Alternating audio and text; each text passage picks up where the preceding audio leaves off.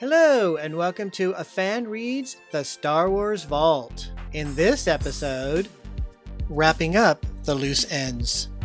There was a lot riding on Revenge of the Sith. It was going to be, after all, the last Star Wars movie. It also had to tie up lots of plot threads that already had been played out over 5 other movies. Despite the fact that everyone knew how the story ended, after all, that had been revealed in Return of the Jedi, Revenge of the Sith would have to build suspense and keep interest high until the end of the movie.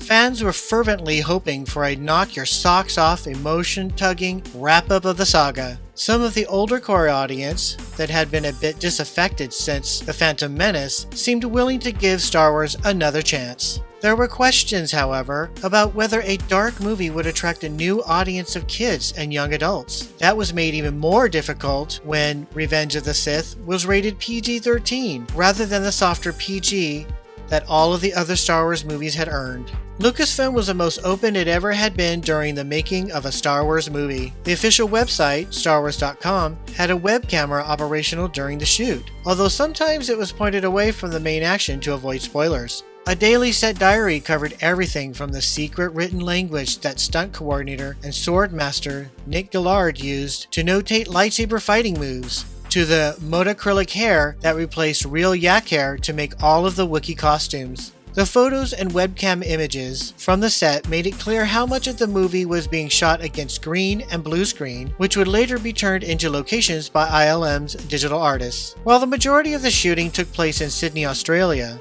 the final pickup shots for the movie happened on January 31, 2005 on Stage 8 at Elstree Studios outside of London, the same studio where the first shots of the original Star Wars were done. Shortly after noon, actor Hayden Christensen ran a short distance across the nearly bare stage.